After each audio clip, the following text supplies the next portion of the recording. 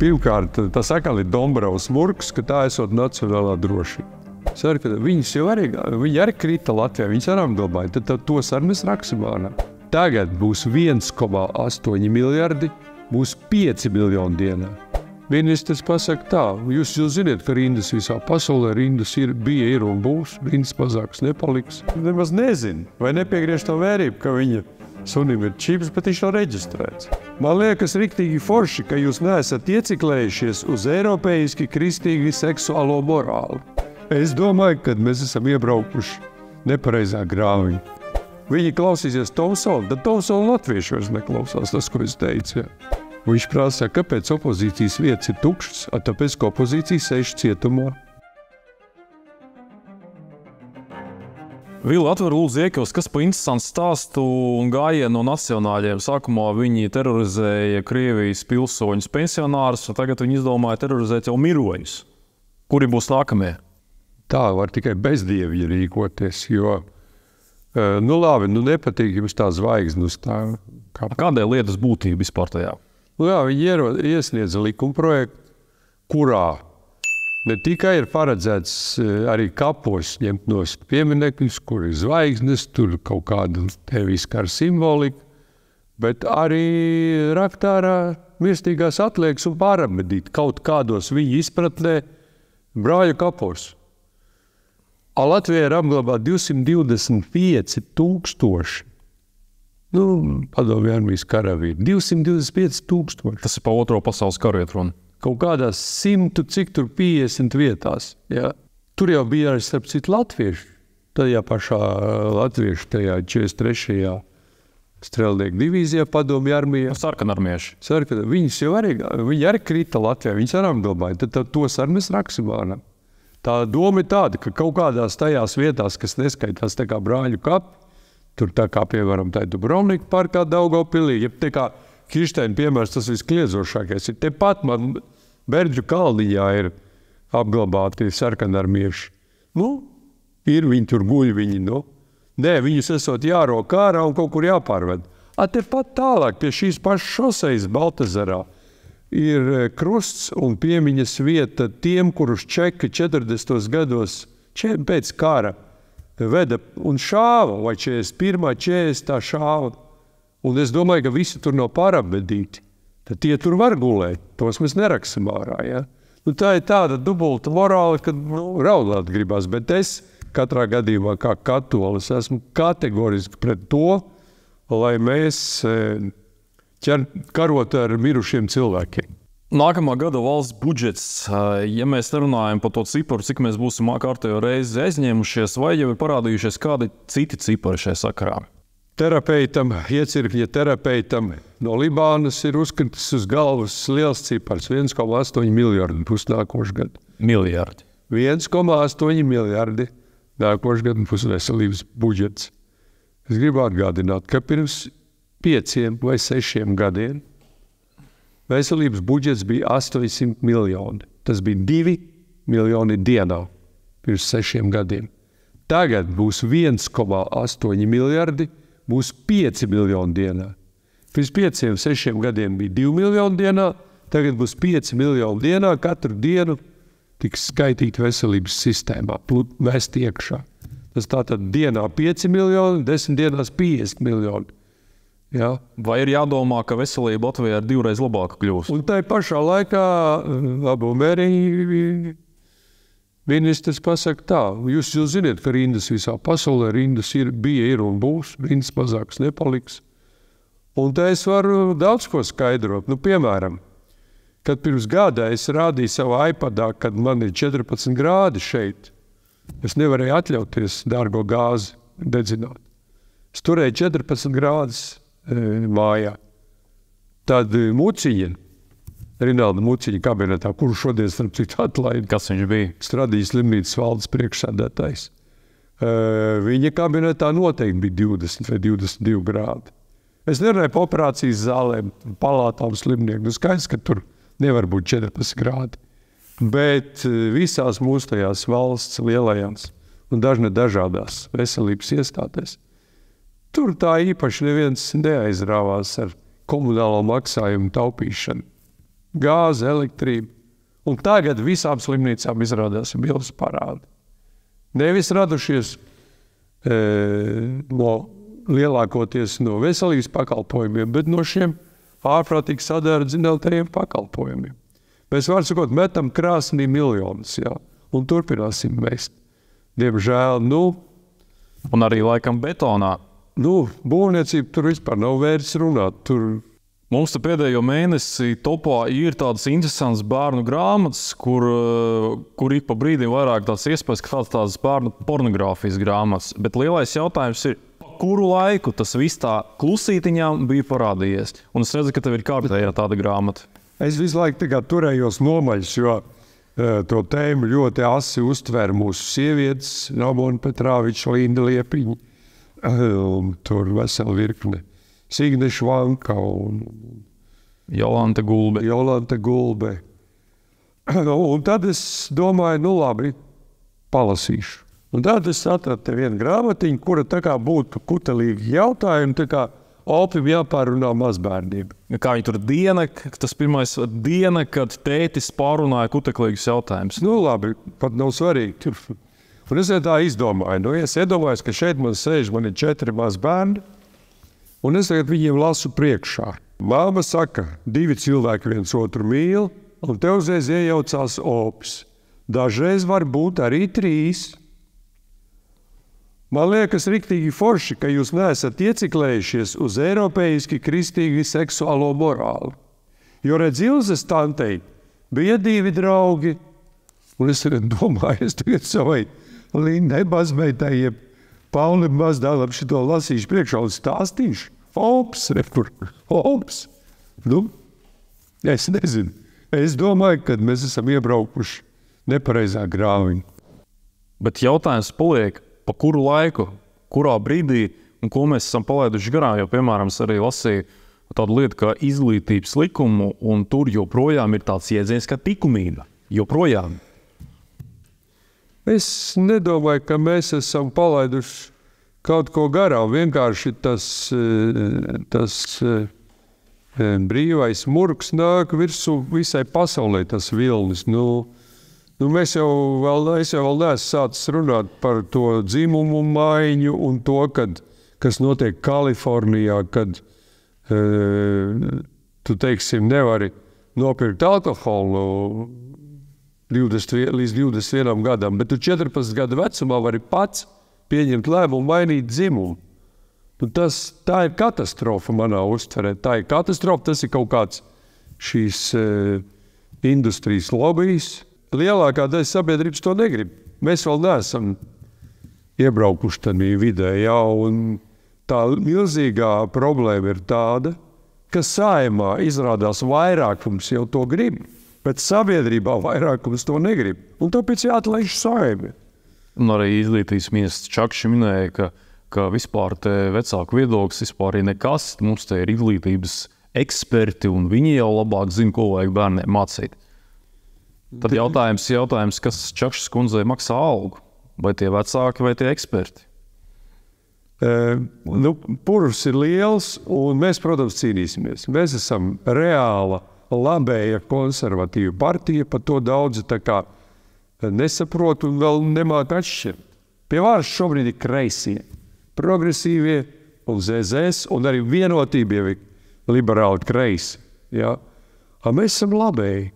Mēs uzskatām, ka ģimenes vērtības ir pirmā vietā, ka bērni ir pirmā vietā. Mēs esam par nācijas vienotību, mēs esam par to, lai ekonomika izvilktu no bedres, ka pirmā vietā ir tie, kas rada naudu, nevis tie, kas tērē. Mēs izrādās esam, un pa mums smējā, mēs esam populisti. Vēl te man dažādi paziņas saka, ka es jūsmojot par Trumpu. Trumps ir īsti labējs, kā saka, konservatīvs cilvēks, republikāņi ir konservatīvi. Un mēs pie šīm vērtībām turēsimies. Ģimene, bērni, ekonomika. Vili, izstāst lūdzu, kas ir palicis aiz iekavām tajā stāstā par to Haskiju, kuru tu biji dienās publicējis sociālos tīklos, kurš tu biji iemaldījies pie tiem teritorijā, jo saprotu, ka saimnieks beigās atradās. Pieklīdz mums ir tāds smukulīts siksniņa ap kaklu, bet nezinām, ko darīt. Gaidam, lai saimnieki piesakās. Rakstiet, zvaniet, lūdzu, ieliksim tūlīt Facebookā. Laimīgā kārtā saimnieks atradās. Sunīts tepat man pie durvīm staigāja, ko? Labas, draudzīgs sunīts, smuks, labi barots, kopts. Palika jau tumšs, man bija kaut kas jādara. Apbraukāja kaimiņus, tie saka, nezinām. Atstāt es viņu nevarēju, tāpēc, ka mājās man ir mazais Yorkijs. Haskijs ir tāds, kurš nav prognozējums. Viņš var arī sakost vai nokost to mazo. Tad es sazvanīju vecu senu speciālisti no Ulubeles. Viņi saka, vediet šurp, mēs tiksim, atradīsim saimnieku. Salika visur iekšā, Twitterī, Facebookā, TikTokā, Instagramā. Visur, un saimnieks nākošā dienā atradās.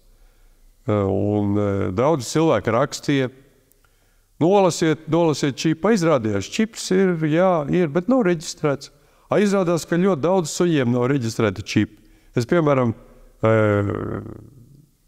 SSLV vai kur es redzu reklāmu, kad tur tirgo suņus. Es nopērku smuku sunīti sev, to pašu Husky, čips, viss ir, atved mājās.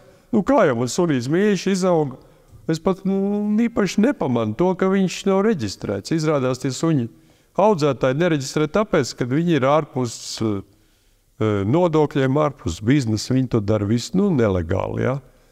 Un tā sanāk, ka ļoti daudz suņu īpašnieki nemaz nezina vai nepiegriež to vērību, ka viņa sunim ir čips, bet viņš nav reģistrēts. Man tāds gadījums bija atbrauc pašvaldību policija, nolasa. Nav reģistrēts. Ko darīt? Jāved un jāmeklē un atradā. Beigās atradās. Ļoti tālu no šejienes bija saimnieks. Tepat 500 metrus no šejienes var jumtu redzēt. Es jau tā domāju, ka varētu tā būt.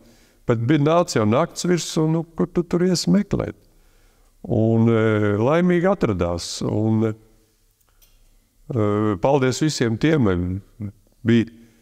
Kopā bija kaut kā 270,000 skatījumu visu Latviju. Elpa aizturēs, sekoja līdz šim notikumam. Paldies Dievam, viss beidzās labi. Un tikai tāpēc arī tas beidzās labi, kad iesaistījās ļoti daudz cilvēku. Izrādījās, ka īpašnieki šo informāciju saņēma no saviem draugiem caur Instagram. Jo mūsu mājārmaņi jau bija pavairojusi Instagramā, un tā kā viņi nemaz Facebookam katru dienu neseko, un tāpat bijušajiem Twitterim, tad viņi nemaz to nebūtu pamanījuši. Bet draugi Instagramā pamanīja, un tā sunīts atradās. Visi labi, kas labi beidzas. Tieši tā. Saimā atkal pacēlās asas diskusijas par to, ka no 26. gada tiks likvidēti mediji Krievu valodā. Varbūt būtu vērts atgriezties par tēmu, kāpēc ir jāsaglabā Latvijā valsts finansēt mediji Krievu valodā. Kaut vai tāpēc, ka Latvijā ir pilsoņi, Latvijas pilsoņi ar Latvijas pasi, vismaz 30%, kuriem dzimtā valoda ir Krievu. Nodokļu maksātāji. Nodokļu maksātāji, Latvijas pilsoņi, viņiem ir oma, opa, kuri, diemžēl, klausās lielākoties ziņas krievisku. Un tagad man ir jautājums, ko es arī uzdevu no Saeimas tribīnes. Doma laukums, LTV, Latvijas Rādio 4. Viņš šķeļ sabiedrību, jeb vieno. Viņi rāda ļoti normālas ziņas. Viņi informē par karu Ukrainā, viņi informē par to, kas notiek Izrēlā, pie tam daudz kvalitatīvāk nekā mūsu Latvijas Rādio 1. Aizliedzam nes visu. Ko klausīsies tas Opis un Novā Krievu?